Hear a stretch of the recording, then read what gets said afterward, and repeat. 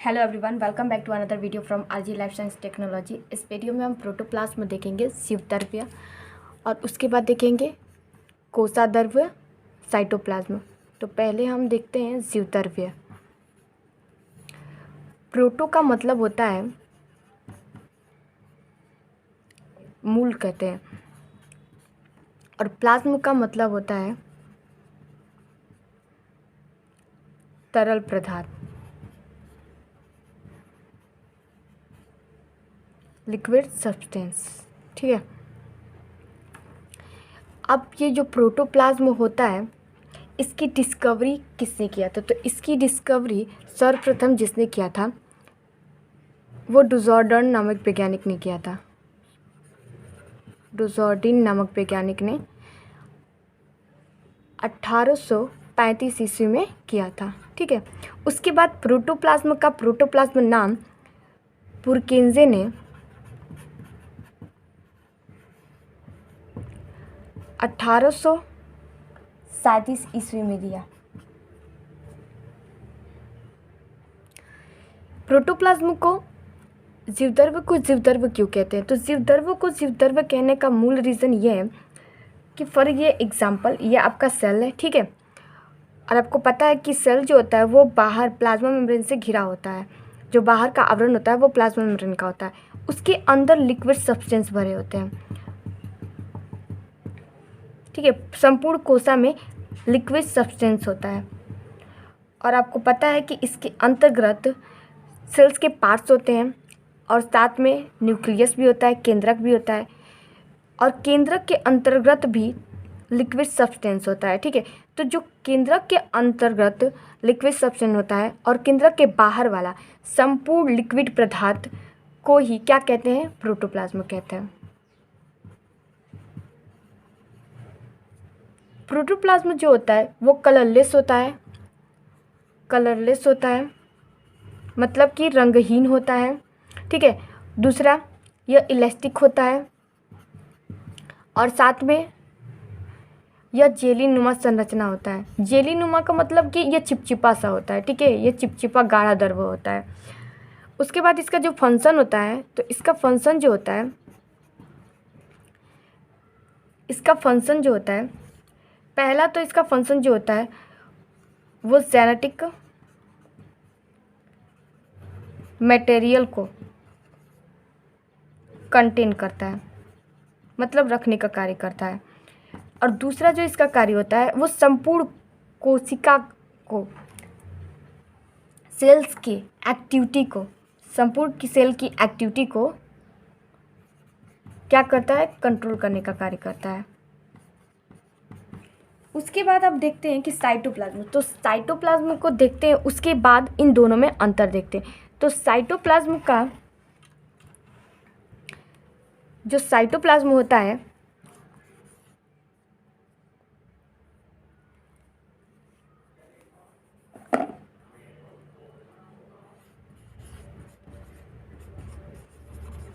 Cytoplasm को आपको पता है साइटोमिस होता है कोशिका बोलो या कोशिका,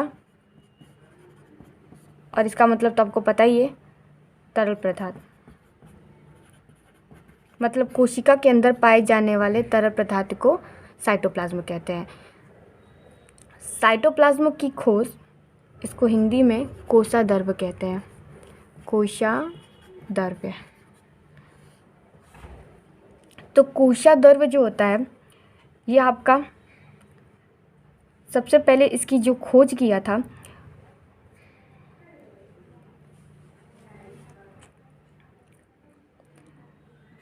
रॉबर्ट हुक ने किया था।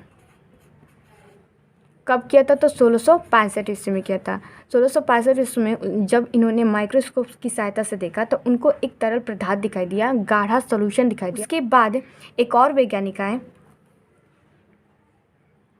जिनका नाम था रुडॉल्फ वॉन कोलिकर।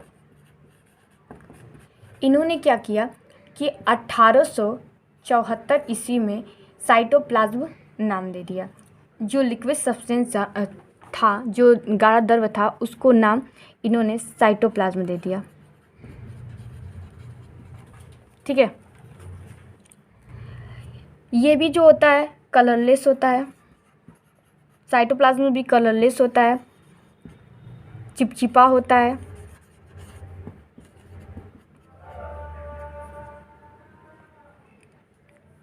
और इसका जो कार्य होता है वो सेल को आकृति प्रदान करना होता है। सेल के शेप में यह सहायता करता है, सेल की आकृति बनाने में यह सहायता करता है, सेल के शेप देने में सहायता करता है।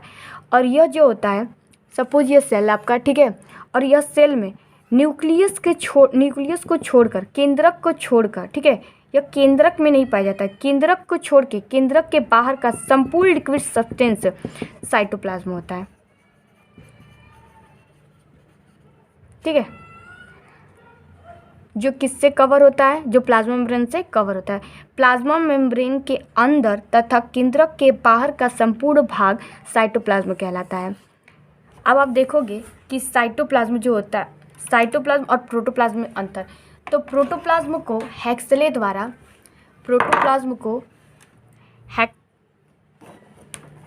हैक्सले के शब्दों में जो प्रोटोप्लाज्म होता है वो फिजिकल बेसिस ऑफ लाइफ होता है। क्यों होता है कि ये क्या करता है कि सारे सेल्स के जितने भी अंदर के पार्ट्स हैं, ठीक है, सपोज ये आपका सेल है, तो सेल्स में आपको पता है कि ये लिक्विड सब्सटेंस जो है केंद्र के अंदर तथा केंद्र के बाहर जो भी लिक्विड सब्सटेंस है वो सभी क्या है, प्रोटोप्लाज्म है। तो प्रोटोप्लाज्म क्या करता है, इसमें न्यूक्लियस के अलावा भी कई सेल्स के पार्ट्स होते हैं, जैसे सेल्स ऑर्गेनिज्म में होते हैं, जैसे कि माइटोकांड्रिया हुआ, गल्जी बॉडी हुआ, ये सभी इसी में होते हैं। तो ठीक है, तो ये क्या करता है कि सेल के जितने भी पार्ट्स हैं उन सबको एक स्थान पे फिक्स करने का काम करता है। अगर इसमें से हम प्रोटोप्लाज्म निकाल देते हैं, ठीक है, प्रोटोप्लाज्म को बाहर कर देते हैं, तो ये जो जितने भी इसके अंग हैं, जितने भी सेल्स के पार्ट हैं, वो आपस में टकरा के क्या हो जाएंगे, नष्ट हो जाएंगे, ख़त्म हो जाएंगे। तो यह एक तरह से क्या है, जीवन है। तो इस सेल का जीवन क्या है, सेल के जीवन का आधार क्या है, तो जीवद्रव्य है। इसीलिए जीवद्रव्य को जीवद्रव्य के नाम से जानते हैं, क्योंकि यह क्या करता है, जीवन देने का कार्य करता है। तो हैक्सले द्वारा फिजिकल बेसिस ऑफ लाइफ, हैक्सले के शब्दों में प्रोटोप्लाज्म जो है वो फिजिकल बेसिस ऑफ लाइफ है। हैक्सले ने प्रोटोप्लाज्म को, जीवद्रव्य को जीवन की भौतिक आधारशिलता बताया है। ठीक है, और इन दोनों में अगर अंतर देखोगे आप, तो प्रोटोप्लाज्म और साइटोप्लाज्म में आपको अंतर देखने को मिल जाएगा कि प्रोटोप्लाज्म जो होता है वो जेनेटिक मटेरियल को कंटेन करने का कार्य करता है तथा सेल की एक्टिविटी को कंट्रोल करता है। अब जेनेटिक मटेरियल को क्यों कंटेन करता है, तो जाहिर सी बात है, आपको पता है कि जो न्यूक्लियस होता है, न्यूक्लियस के अंतर्गत ही क्या होते हैं, जेनेटिक मटेरियल होते हैं।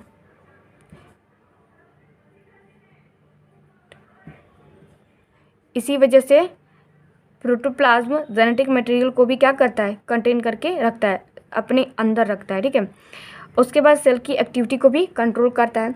दूसरा, साइटोप्लाज्म जो होता है, साइटोप्लाज्म जो होता है वो सेल की आकृति प्रदान करता है, साथ में सेल को नष्ट होने से भी क्या करता है, बचाता है। प्रोटोप्लाज्म तथा साइटोप्लाज्म दोनों ही सेल को नष्ट होने से क्या करते हैं, बचाते हैं। अगर इनको बाहर निकाल दिया जाए तो ये पूरा क्या हो जाएगा, नष्ट हो जाएगा, सेल्स के जितने भी पार्ट्स हैं वो सब नष्ट हो जाएंगे। अगर आप एक शब्दों में बोलोगे तो प्रोटोप्लाज्म जो है वो न्यूक्लियस तथा न्यूक्लियस के बाहर का संपूर्ण तरल पदार्थ प्रोटोप्लाज्म होता है। साइटोप्लाज्म जो है न्यूक्लियस के बाहर का संपूर्ण पार्ट्स साइटोप्लाज्म का होता है। और या फिर आप ये भी कह सकते हो कि जो प्रोटोप्लाज्म है, ये जो प्रोटोप्लाज्म है और यह साइटोप्लाज्म, तो साइटोप्लाज्म को आप कह सकते हो कि यह प्रोटोप्लाज्म का ही क्या है, पार्ट है। ठीक है, और न्यूक्लियस साइटोप्लाज्म के संपूर्ण तरल पदार्थ को ही प्रोटोप्लाज्म कहते हैं। हो गए, तो इन दोनों में अंतर आपको दो तीन मिल जाएगा। पहला कि प्रोटोप्लाज्म जो है वो जीवन का सार है, आधार है। ठीक है, और जो साइटोप्लाज्म है वो एक तरल पदार्थ है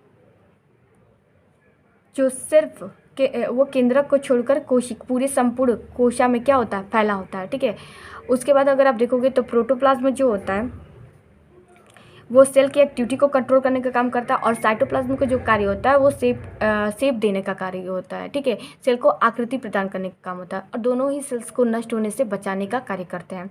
उसके बाद आप देखो कि प्रोटोप्लाज्म जो है केंद्रक के अंतर्गत नहीं प्रोटोप्लाज्म जो है केंद्रक के अंतर्गत तथा केंद्रक के बाहर दोनों तरफ पाया जाता है, लेकिन साइटोप्लाज्म जो होता है वो केंद्र के अंतर्गत नहीं पाया जाता है, ठीक है। तो इस वीडियो में बस इतना ही। अगर वीडियो पसंद आई हो तो लाइक ज़रूर करें और चैनल को सब्सक्राइब जरूर करें। Thank you.